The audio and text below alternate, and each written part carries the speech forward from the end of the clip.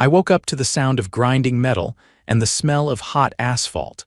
That's never a good sign when your bedroom window overlooks your own private road. My name's Xander Trout, and I own the only house on the short gravel lane that runs up to my property legally and officially. Emphasis on private road. So you can imagine my confusion when I looked outside and saw 3 guys in reflective vests installing bright yellow speed bumps. Not little ones either, these were the back-breaking kind that'll rattle your teeth loose at 5 miles per hour. I threw on a hoodie and boots and marched straight down my driveway. "Hey, who authorized this?" I shouted over the noise. One of the workers looked up, mildly annoyed. "We got the work order from the Willow Heights HOA," he said, tapping a clipboard. "Says right here speed control installation on community road." "This isn't a community road," I snapped. "This is my road, it's on my deed," he shrugged. "Take it up with whoever signed the order, we just do the job." I didn't need to ask who signed it. Because as I turned, I saw her standing at the edge of the cul-de-sac, arms crossed like she was posing for a brochure titled How to Ruin Your Neighbor's Day. Vanessa Brandt, HOA president, professional busybody, and full-time pain in the neck. "Vanessa," I barked. She walked over like she owned the pavement under her kitten heels. "Xander, we've had multiple complaints about speeding near your property. The board voted to install speed bumps to protect the children." "What children?" I asked. "I don't have kids and no one under 12 even lives on this side of the street." "Well, Liam rides his scooter nearby," she said, tossing her blonde bob like that explained everything. "And frankly, your road encourages reckless driving." "We're doing what's best for the community." "Again," I said slowly, "this road is not part of the community, it's private. It's on my land, you can't touch it." She smiled like she was talking to a toddler. "Well, our legal committee determined that your road is adjacent to HOA property, which makes it eligible for common-sense safety improvements." "Your legal committee is your yoga instructor and your cousin Todd," I growled. "You're trespassing." Vanessa turned and strutted off before I could say another word. The crew kept working.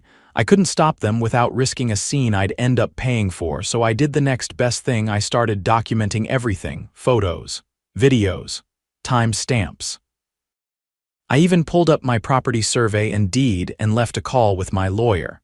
By sundown, there were 3 massive speed bumps drilled into my gravel road, which now looked like it had been chewed up by a drunken construction crew. My own tires kicked up dust and rocks every time I drove over them. That night, I poured myself a drink and started drafting the invoice. Road damage, unauthorized construction, legal fees, and restoration costs. It added up fast, $10,000 even, and I wasn't just sending them a bill. I was preparing for war. HOA story, HOA stories, Homeowners Association stories. I didn't sleep long that night. Sometime around 4 in the morning, headlights bounced across my ceiling as another car crawled over the new terrain they'd carved into my driveway. The noise was different now, louder, sharper. It wasn't just gravel crunching anymore. It was the sound of a road being mistreated. By 7, I was back outside in work boots, clipboard in hand, measuring the width and height of each bump while muttering numbers under my breath. I needed every detail logged before I sent the invoice. Just as I was photographing a fresh crack that had formed along the edge of the middle hump, a voice called out from the sidewalk. "Morning, Mr. Trout. You building a launch ramp or something?" It was Marcus, the mail carrier. He always had a joke ready, but today he looked genuinely confused. "Speed bumps," I said, "installed yesterday without my permission." He leaned over the first bump, whistling low. "These aren't prefab either. Looks like they poured these from scratch. That's serious equipment." I nodded. "And serious damage, that section over there." "That used to be flat." Marcus straightened up, pulling his satchel higher on his shoulder. "You filing a claim?" "Already drafted, and if they think they can ignore it, they're in for a surprise." He gave me a knowing look. "Good, we've had our own spats with Willow Heights over mailbox placement." They tried to tell us we had to relocate all the boxes to a centralized hub halfway down the street. Got the postmaster involved. Didn't end well for them. That got a chuckle out of me. Appreciate the intel. Marcus tipped his cap and continued up the street. I went back inside and fired off the invoice with attached documentation to the HOA's official email and copied the city zoning office for good measure. I didn't expect a response right away, but I got one 4 hours later. A terse email from Todd Renner, the HOA's so-called legal chair, full of vague references to community easement allowances and emergency safety measures, followed by a flat refusal to pay anything. He closed with a line that made me pause and reread twice. All further communications should go through our firm, Penmore and Lathley. That was new. They'd never used outside counsel before. Either they were bluffing or they knew they'd messed up and were trying to cover their tracks fast. I called my attorney, Evelyn Cho. She picked up on the second ring. Already saw the photos, she said. You've got a strong case. I filed a preliminary notice with the county. They'll want to see the easement details, but based on your deed and the land survey, this isn't even a gray area. I figured as much, I said. But now they're claiming they had safety authority and they're lawyering up. That's a bluff. If they had authority, they'd have filed a permit. I checked no permit application, no notification to the city, and no environmental impact assessment for the poured concrete. That makes it unauthorized construction on private property, which is criminal trespass. And depending on how they handled waste disposal from the job, possibly a violation of state environmental codes. That was more than I expected. I thanked her and hung up, feeling the first real surge of momentum since this mess started. The next day, I filed a formal complaint with the city's code enforcement office. I included photos, timestamps, and the email trail. I also dropped off a copy of my deed and a notarized statement confirming that the road in question was under my sole ownership and had no shared access agreements with the HOA. 3 days later, a city inspector named Ron Blakely showed up unannounced. He looked like he'd been doing this job since the Carter administration and had the clipboard to prove it. "Mr. Trout," he asked, stepping out of his truck. "I'm here about the unauthorized construction." I led him down the road, pointing out each speed bump and the sections where runoff had already started eroding the edges. He took notes, measured the incline angles, and even scraped a sample of the concrete mix into a plastic bag. "Did they pour this on site?" he asked. "They brought in a mobile mixer, no trucks, just barrels and a generator," he grunted. "That's a violation right there. No containment barriers, no drainage plan."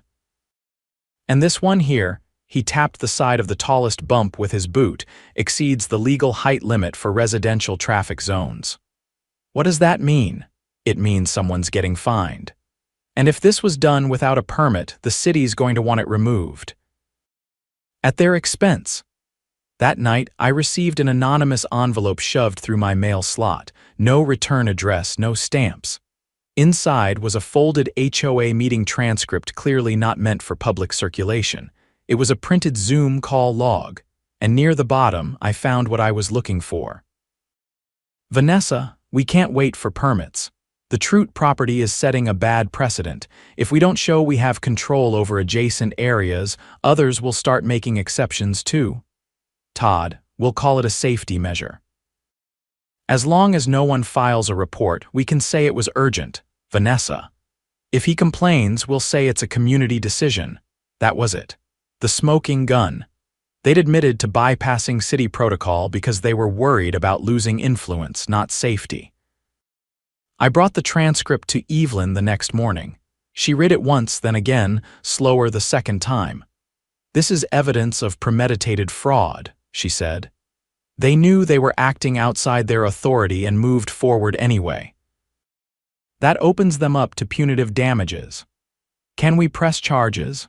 We'll start with a cease and desist order and a civil suit, but if you're serious, I'll forward this to the district attorney's office." They can determine if it meets the threshold for criminal misconduct. I'm serious, she nodded. Then I'll draft the paperwork today. By the end of the week, the HOA received a cease and desist letter served by a deputy from the sheriff's department. Vanessa was spotted standing in her driveway, visibly shaken as the officer handed her the envelope. But the real blow came 2 days later, when code enforcement issued an official removal order. The HOA had 10 business days to demolish the speed bumps and restore the road to its original condition, or face daily fines of up to $500. I stood at the edge of my property that afternoon, watching the neighborhood buzz with whispers. A few residents who had previously kept their heads down now began asking questions. One even approached me, Sarah, who lived 2 lots over. "We didn't vote on any of this," she said quietly. "Vanessa told us the board approved it unanimously. But no one I've talked to even knew it was happening. She made the decision herself," I told her, "and now she's dragging the whole HOA down with her." Sarah frowned. "We're going to call an emergency board meeting. There's talk of a vote to remove her." "Let me know when that happens," I said. "I'll bring the popcorn." The following morning, construction crews returned, but this time under the watchful eye of a city inspector. They spent the entire day jackhammering the speed bumps out, hauling chunks of concrete away and trying to smooth over the gouged gravel. I made sure to film every second. By sunset, the road was mine again, still scarred but mine, and the $10,000 invoice, that was now just the down payment.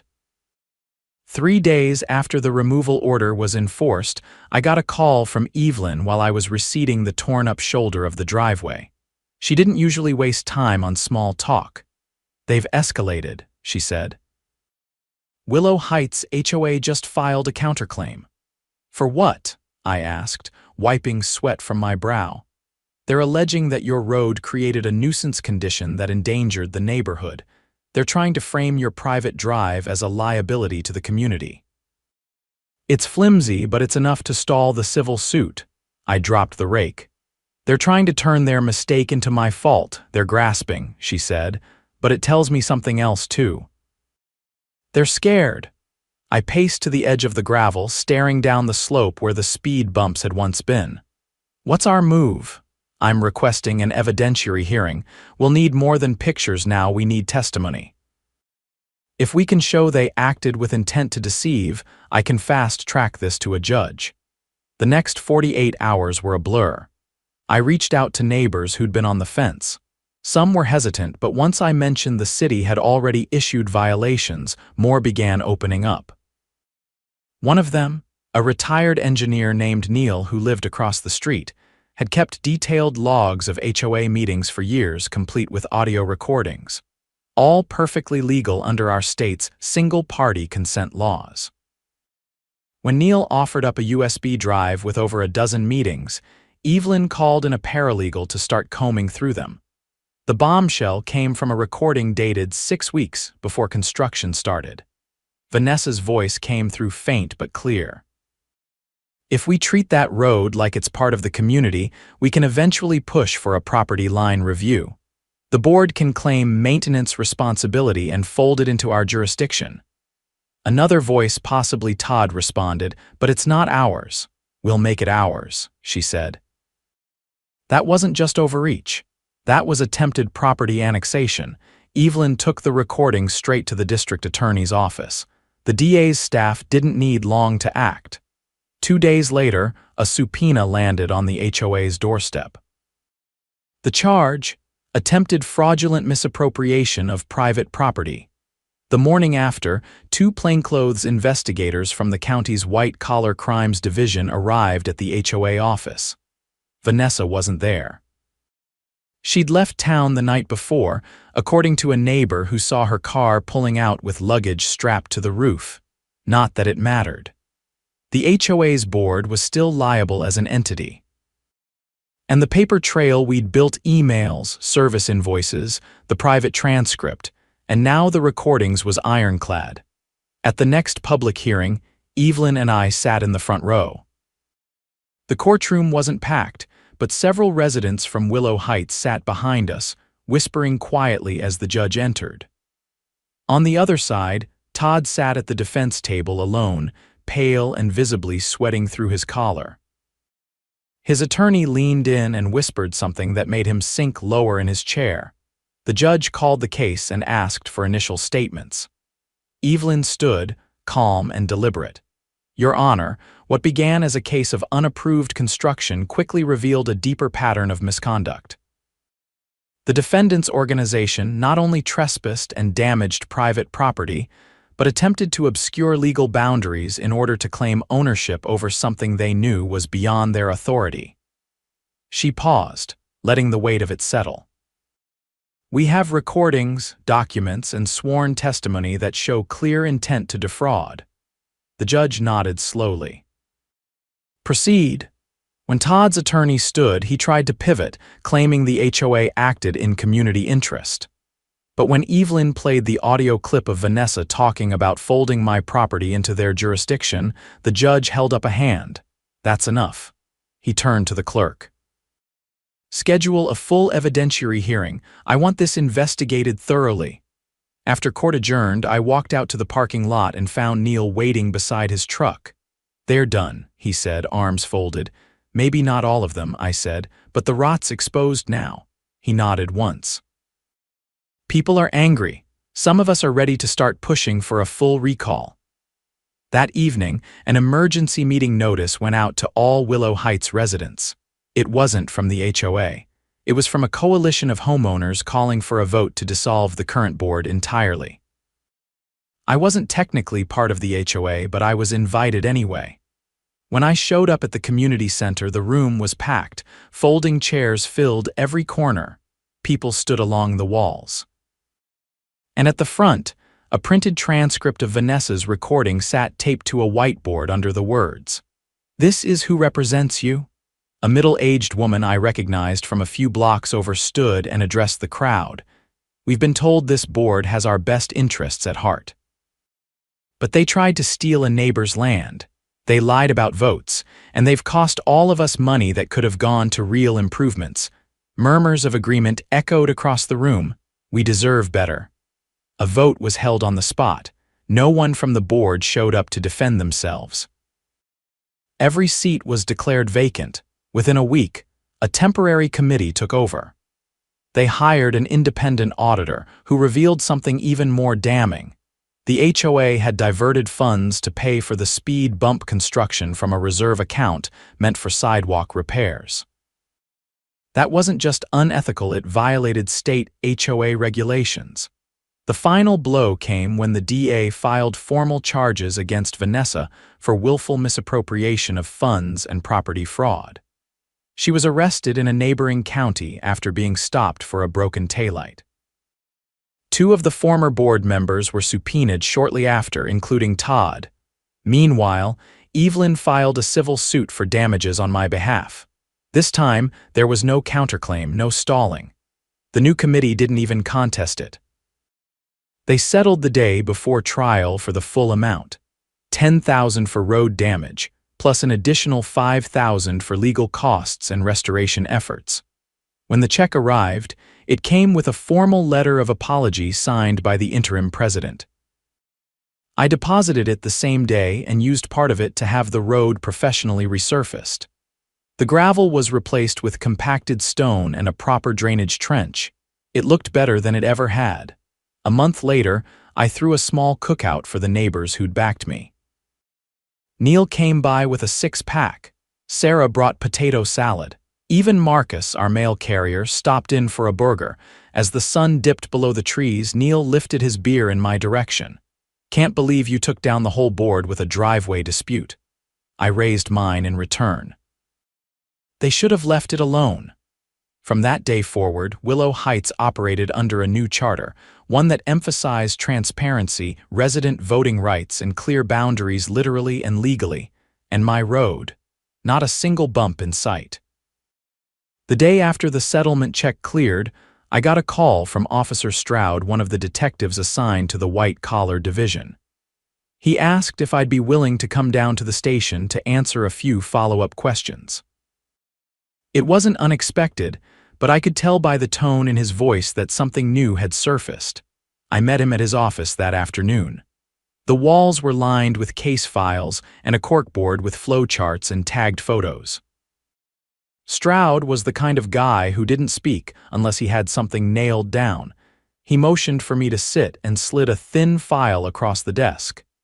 "We finished combing through the HOA's financial records," he said. "Thanks to the forensic accountant your attorney put us in touch with. Turns out the speed bumps weren't the only thing they paid for with that reserve fund." I opened the folder and scanned the ledger printouts.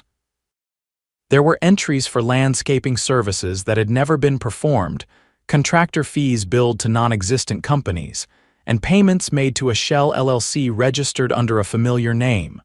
"Penmore and Lathley," I said, pointing to a disbursement.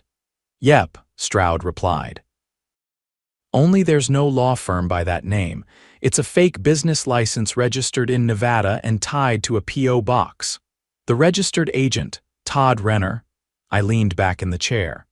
"So the fake law firm that sent me the email wasn't just a bluff, it was part of their laundering." "Exactly. They created the illusion of legal action to intimidate you while funneling HOA funds into a personal slush account. We've got records of over $30,000 misappropriated over the last year alone."